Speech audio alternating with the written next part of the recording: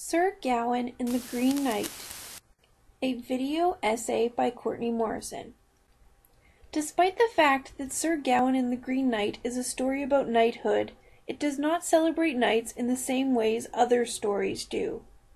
Gawain may be a knight of the Round Table who embodies knightly virtue, but he ultimately fails to be an ideal knight because of the conflicting messages of the chivalric code and Christian doctrine.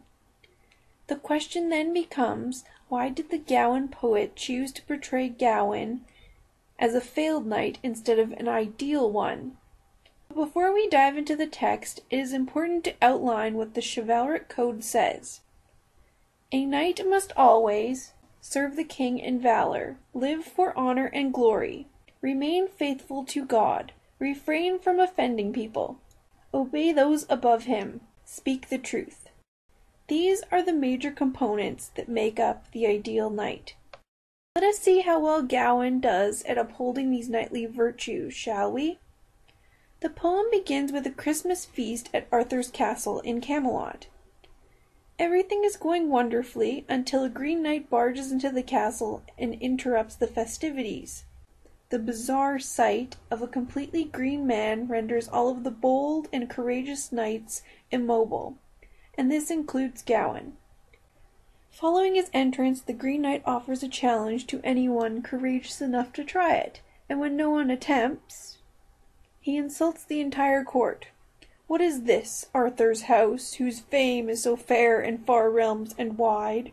Where is now your arrogance and your awesome deeds?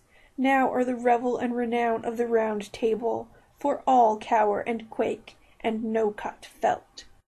Here, all of Arthur's knights fail to uphold rule number 2, live for honor and glory, as they allow the Green Knight to insult them. In fact, nobody offers any sort of retort to the Green Knight.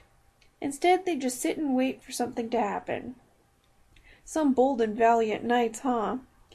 Anyway, the next rule that the knights break is rule number 1. A knight must always serve the king in valor. Uncharacteristically, it is Arthur who tries to restore his court's honor, not the knights who are supposed to protect him and his reputation, and it is only when Arthur picks up the Green Knight's axe that Gawain rushes to his aid. Sadly, Gawain's efforts to mend his disobedience are too little too late. Already, Gawain has failed to prove that he is an ideal knight because he broke the first 2 rules. But all hope is not yet lost for Sir Gawain, as there are still 4 more rules. After almost a year since the Green Knight's visit, Gawain arms himself in anticipation of his journey. The most significant part of this arming scene is the description of Gawain's shield because it illuminates his piety through the image of a pentacle. Ultimately, the 5 points on the star reference the 5 wounds that Christ received and Mary's 5 joys. Additionally, the shield's inside displays an image of Mary, which also serves as a reminder that God will protect him as long as he believes. For the most part, Gawain does pass the test on rule number 3 because he does remain faithful to God, and even when his chastity is threatened, in part 3, he steadfastly resists temptation. It is only when Lady Bertilac offers him the girdle that he deviates. Let us dive deeper into part 3 to see what else is going on. During Gawain's stay at the Bertilac castle, the lady constantly tests his beliefs to see how strong his virtue is. First, she decides to test his chastity by trying to turn his beliefs against him. After all, he must follow rules 3, 4, and 5 simultaneously while maintaining his chastity. In the first bedroom scene, Lady Bertilac offers herself to Gawain, who politely refuses because, even though it is customary for a knight to engage in courtly love affairs, he does not want to sin. However, by rejecting the lady's requests, Gawain risks offending her while breaking 2 rules.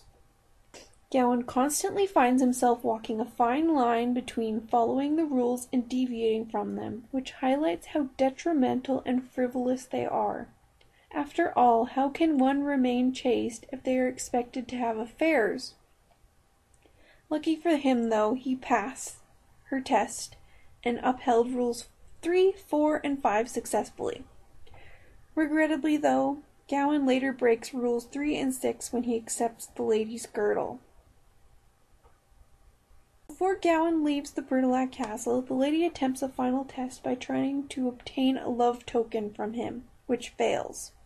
Her second attempt at giving Gawain a ring is also a failure, but her third attempt is successful as she offers him a gift he cannot refuse: a green girdle that will protect him from harm. Gawain immediately realizes the garment's power and he accepts it. His acceptance of the girdle essentially shows how Gawain's belief in God is diminished. When one believes in God, they shall fear no harm. If Gawain knew that the girdle would not protect him and that it would be seen as a love token by outsiders, he would not have accepted it in the first place. However, the promise of protection was far too much for him. So here we have Gawain breaking rule number 3. Gawain's final error occurs when he fails to give all that he has gained to the Lord. Here Gawain follows a rule by obeying the lady's request to keep the girdle a secret, while simultaneously breaking rule number 6 by withholding it from the Lord. As a result of breaking every rule except number 4, our worthy knight decides to wear the girdle as a reminder of his fault. For where a fault is made fast, it is fixed evermore. Due to his disobedience of the rules of chivalry and Christianity, Gawain feels that he will never atone for his transgressions, and to make matters worse, he will constantly be reminded of his mistakes because Arthur has all of his knights wear a green girdle as a symbol of Gawain's glory.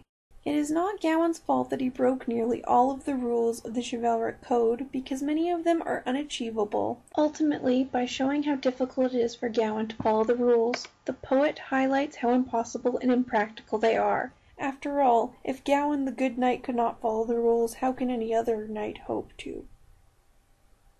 The end.